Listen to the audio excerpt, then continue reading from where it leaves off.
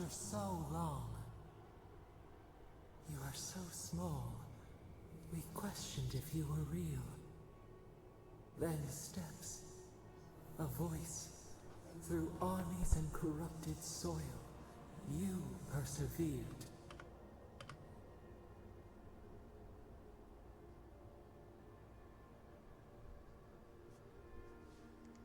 We were everywhere once. But the other gods... But you are here now. There is little time. We would be... The Strangler is close now. We feel... The fists of her wolves defile the city on the shore. Blood, the people's cry. She pierces us. A spark.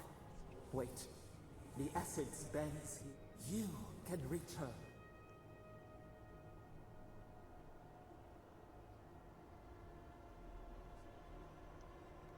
A mountain of essence. We were everything. We could run, leap in the water, flourish.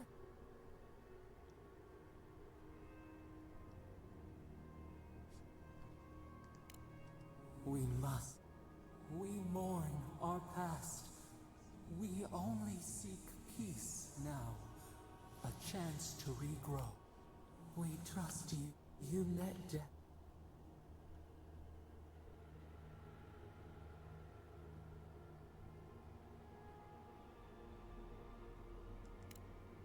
And where is your... You know. Give us peace. We want a...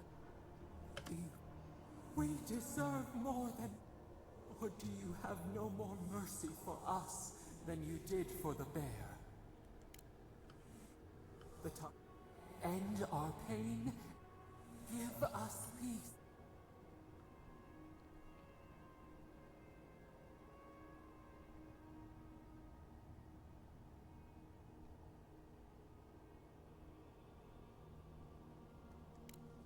Center, clear the fog. We were so blind.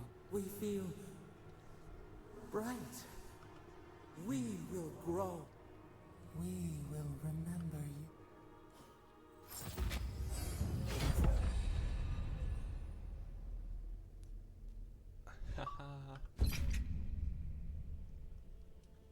I released Sapadal.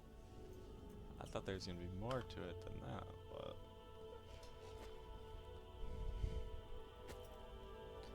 let's see this god.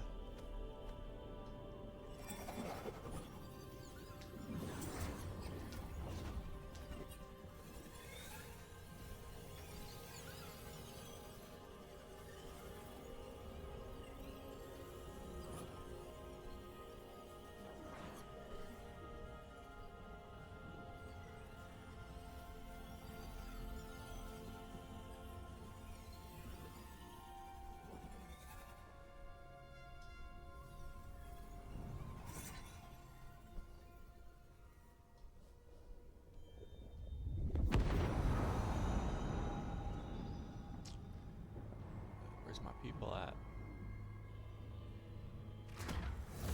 Oh, here we go.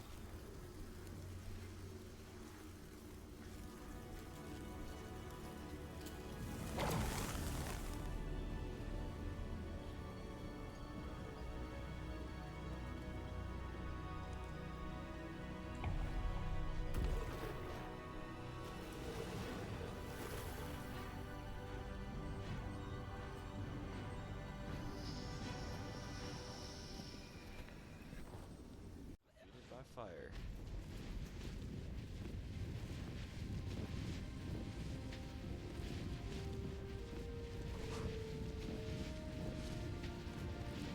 Sounds like my fire's still Wherever burning down. Ludwig is now, she must be seething.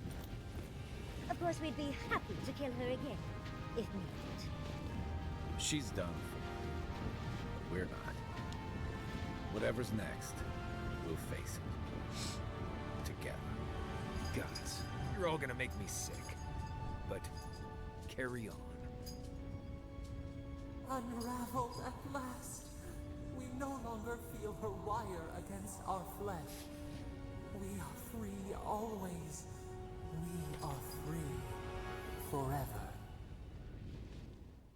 Silence falls over Paradise, as though the city is holding its breath. Then you hear it, the ringing of a distant bell, the waving of banners, and cheers of victory.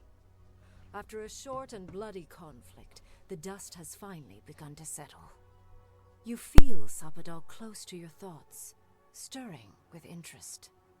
The god of the living lands is observing this moment, unfettered by confusion or fear. For the first time in centuries, they understand. The Paradise militia rallies to you, the outsider who defended them in their hour of need. Whatever happens next, you have won their confidence. You take a moment to reflect on the calm. Not so long ago, you arrived at these shores on a simple errand, which turned out to be anything but simple. The dream scourge is over, and the island has been cleansed of plague. A time of healing and mourning follows. People look to you for answers about the source of the affliction. You tell them the truth, how the plague came from a power beyond mortal understanding, and how it is finally at peace. With your guidance, the Living Lands becomes a vassal of the Adiran Empire. In exchange for their taxes and soldiers, the free settlements are protected from future attacks. The fight for survival is over. You showed the rebels of Paradise mercy, but they can never trust the Empire. Instead, they keep to the wilderness, always 2 steps ahead of Adir, only attacking when provoked. That is as close as they come to peace. The refugees of Emerald Stair resettle in Thirdborn, bringing their skills and research to aid the local community.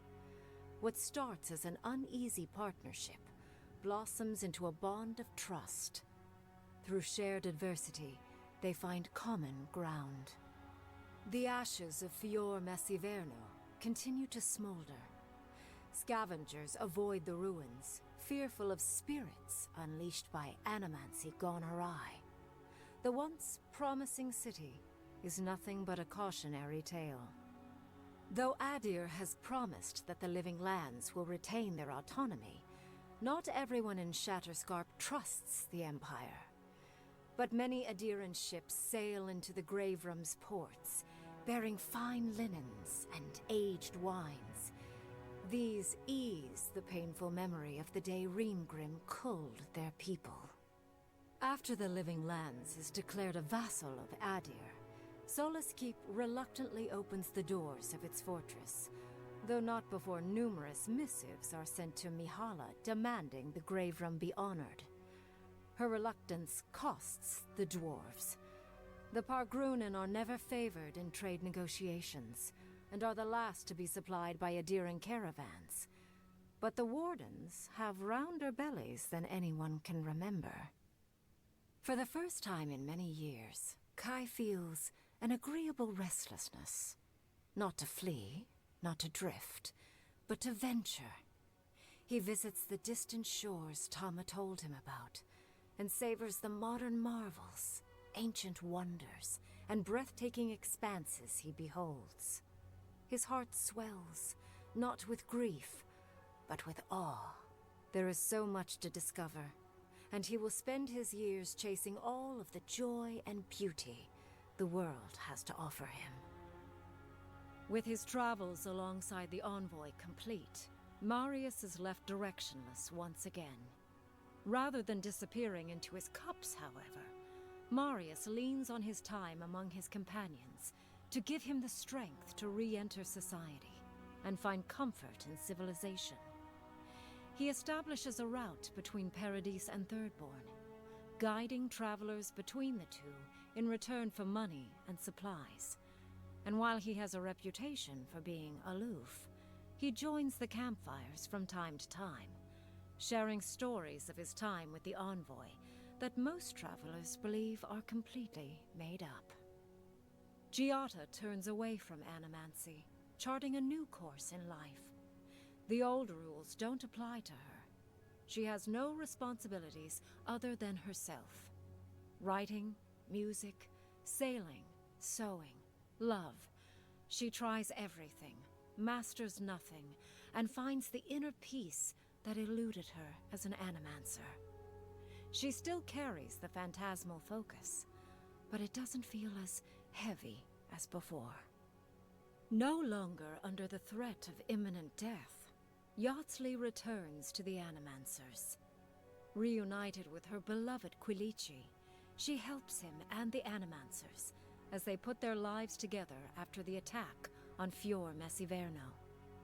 Eventually, she even has something nice to say to Vidaro. As the days pass in contentment and relative peace, Yardsley is struck by the persistent feeling that something is missing.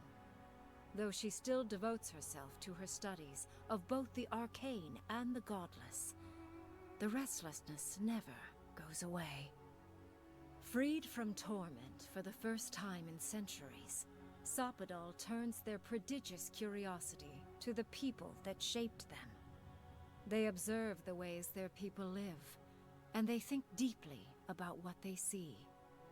Though they flinch away from moments of violence, and they grieve souls returned to them too soon, the rage that once shook cities to rubble no longer rules them. Instead, they come to you with questions. They want to understand. After a time, they begin tentatively to garden. Where they can, they improve the lives of Kith, and the suffering that troubled them is reduced, if never fully eradicated. Their grief compels them to love, and they love unreservedly, with the power of a god. Sapadal pours a fragment of their power into the statue they claimed from the temple of Aethys. Newly embodied, they roam the living lands and learn to experience the world as Kith do. Their first attempts at locomotion are clumsy, and a stand of innocent trees is violently returned to the wheel. But as their confidence grows, so does their grace.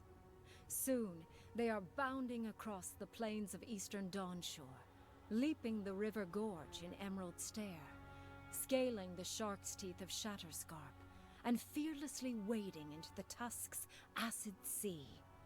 When they break, they come to you to put them back together, and in time, they learn to fix themselves. They wander far afield. You see less of them, but they are never far from your thoughts, and on the rare occasion they return, they always bring you something beautiful and strange. The sounds of celebration pull you out of reverie. Many are waiting to greet you with open arms. You take a moment to catch your breath and savor it, because everything is about to change.